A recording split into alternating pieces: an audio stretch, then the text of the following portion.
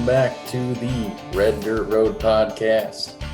I'm your host, Marshall Farnsworth, here with Alex Breitenbach. And from my other podcast, the Fake Punt, it's Tom Gregan. How's it going? Hi, everyone. It's good to join today. Thank you very much. Great to have you on the show. How's it going? It's going good. Nice. Good to hear. Good to hear. The Fake Punt is our monthly football podcast, so I only do it once a month. It's me, Tom, and Derek Reagan. Derek couldn't make it today. He's actually on the West Coast, so a few hours. He's just kind of getting off work, a few hours behind us right now. But does he live on the West Coast? Yep. And that's crazy. Doing it from different time zones. That's awesome. Near Seattle, Washington. Actually got a few kind of growing amount of people that I know, I think I mentioned before, that live in Washington, which is kind of strange. But yeah, so Tom, so I know Tom likes Brooks and Dunn, but real quick, you want to just give your kind of what you would describe as your kind of country music taste? Because I know you like a lot of country music, so.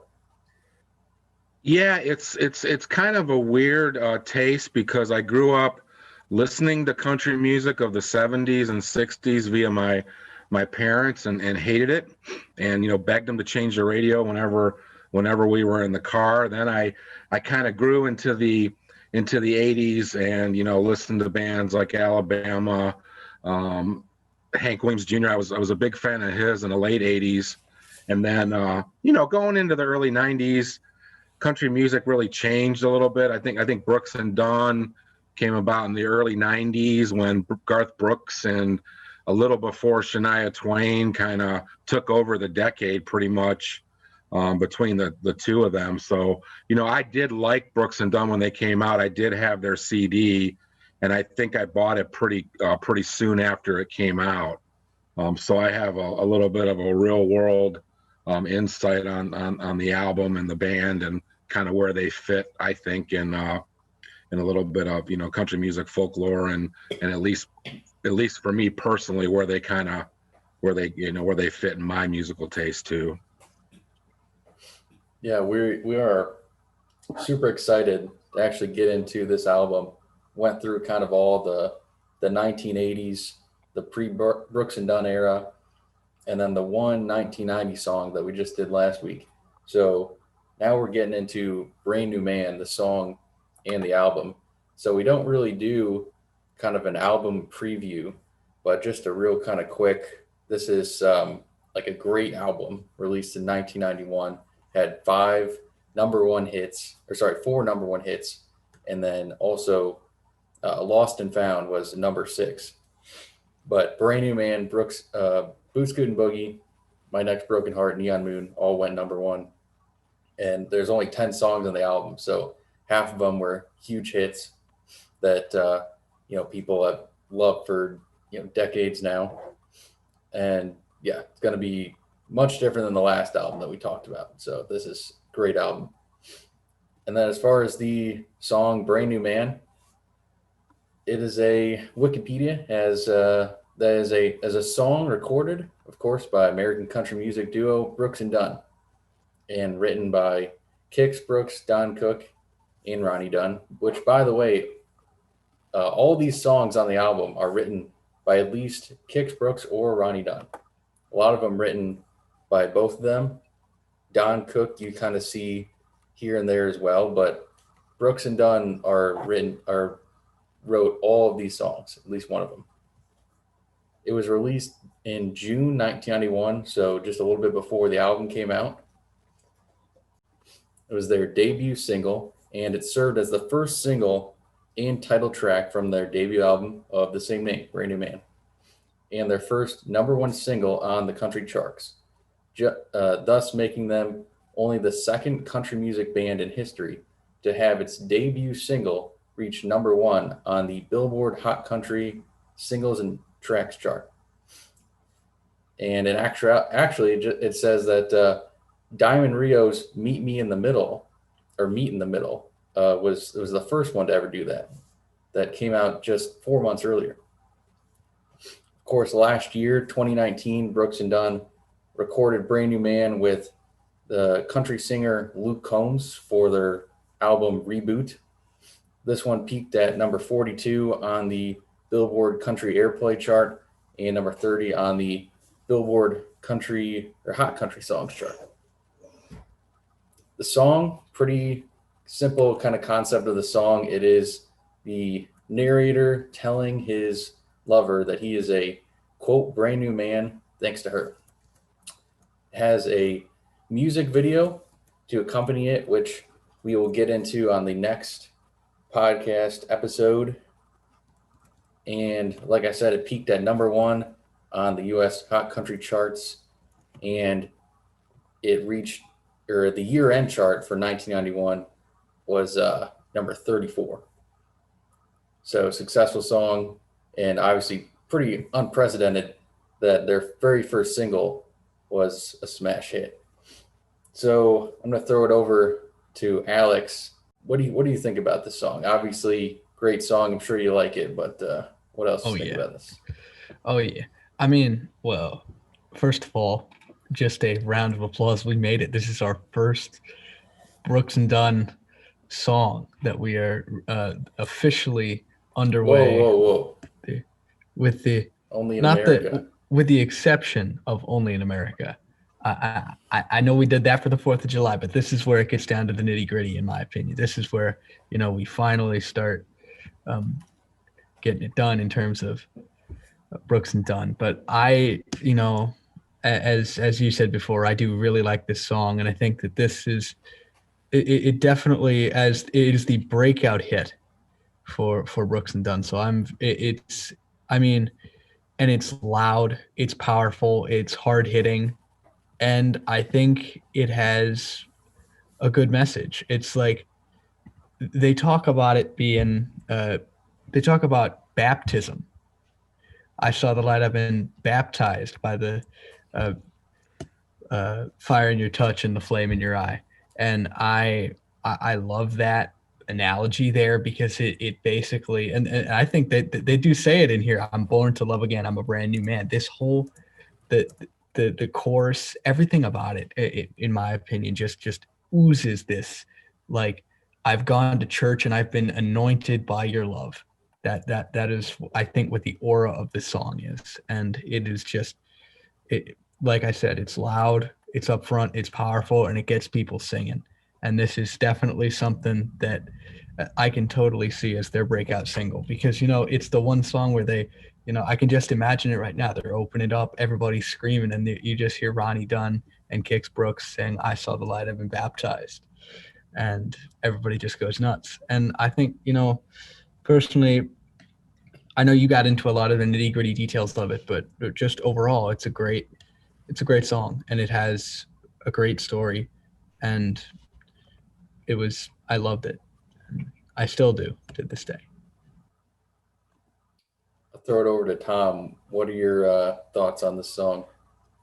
Yeah, like I mentioned before, I remember when the song came out. Obviously, I didn't know Brooks and Dunn. I didn't know, Ronnie Dunn or Kix Brooks. I might have heard them mentioned, but they were pretty obscure, like you guys probably have been talking about, for most of your podcasts. So I didn't make the connection of them, and I just knew they had a different sound. That was what I called in the early '90s was a lot of the bands were like Mick Country to me, and Diamond Rio was actually one of them. They all sounded relatively the same. Sawyer Brown, Diamond Rio, a couple other ones that was just like the same sound, the same band, but they were a little different, and I think it was because of their two male vocalists that just had a different sound. So I kind of separate. I think that's why I like them so much. I despise those Mick Country bands that I talked about, but I really like them, and really liked this song when it came out. Yeah, you said it well. Yeah, Ronnie Dunn, great country singer, and then I think what they both bring is they're both so much different from each other. People always say, Kix Brooks, just his attitude is this, he's like a little flame of light. He's energetic. And then Ronnie Dunn is this soulful guy. And you look at this album and look at who wrote these songs. There's smash hits on here where Ronnie Dunn wrote them by himself. Like you don't see that these days, where there's fantastic writing and there's one guy writing it. And so that's what's so cool too, is you take these two guys from Oklahoma and Louisiana, and I think the writing stands out to me the best. And here's my comments I thought about this song is, love the song. It's a top tier Brooks and Dunn song, which the thing I love about Brooks and Dunn the most is that their top tier for me is massive. They don't have like one song that's like Garth Brooks has what's that song called? I don't even remember what it's called. Friends in Low Places. Friends in Low Places is like his obvious, that's his big hit. Brooks and Dunn doesn't really. If you ask multiple people, they'll give you a different answer. You got Neon Moon, Boot Scootin' Boogie, you got this song, and if you really like Brooks and Dunn, there's a whole lot of top tier songs. Great writing, like I said, and good execution. It's a honky tonk kind of love song, but then oddly enough, this song it's kind of like motivational. Like it's like he's real amped up. He's by the fire in your touch and the flame in your eyes. Very, these words, like they're, this must be quite a woman. He was born to love again. He's a brand new man. And yeah, love the song. Right off the bat, it's got the chorus, and then it goes into the verse, which I like too. The whole town's talking about the line I'm walking, blah blah blah. So yeah, just fantastic song. I like it a lot. The only thing I will also say about it is the 2019 version actually somehow got even better, which I've mentioned before on this. I think it was the only song off their new album where I would say it actually got better, but kudos to Luke Combs. He pairs with them so well. Yeah, and I think there's something to be said about that. The fact that they can release it again with some new blood on the track, and it just explodes. People love it. You know what I just thought of? That's a testament. The world needs a Brooks and Dunn, Luke Combs full album. That's what the world really needs right now. Get that kind of Luke Combs at his peak. All of these, and I like Luke Combs, but he does attract a lot of these kind of wannabe country stars. But Luke Combs, he loves Brooks and Dunn. Says that's like his favorite country artist. Loves them. Get them to do an entire album together. There's been, you probably remember a few years ago, Drake and Future. I'm kind of going into my hip hop kind of days. They released a whole album together, which is kind of rare that you kind of saw that. Like they weren't just kind of featured. It was the whole album was the both of them. I think we need a whole album of Brooks and Dunn and Luke Combs, because that is, be awesome. Kind of Luke Combs is kind of like the younger, just super powerful vocal of Ronnie Dunn. Even more, he's probably a more powerful vocalist, a little less soul. Yeah, I think that's a good. I think the commonality between them is they're both different. Luke Combs is a little bit different than a lot of the new artists. He's got that different sound. It's a little more raspier, and he writes his own stuff, which is huge. If you want to be big in country music in Nashville, you've got to, almost without exception, you have to write your own stuff, at least in the beginning, until you can kind of get established. And it sounds like, I know that Brooks and Dunn did, and Luke Combs does as well. So it doesn't surprise me that there's a connection there. Yeah, that is one last thing I will say about Luke Combs is there are a lot of people I know that will kind of group him into that category of other newer country artists, which I personally think he's better than. I do think some of his songs kind of are a little bit overproduced and can just sound a little bit similar, but his writing is not like these other country artists. You know, he's a very good writer. He's a great country writer. You know, if you look down, most of his big hits, you know, he wrote. Yep. And the last thing I wanted to do is actually give our Red to Rope podcast fans a little peek into the fake punt, since we got Tom and myself on here.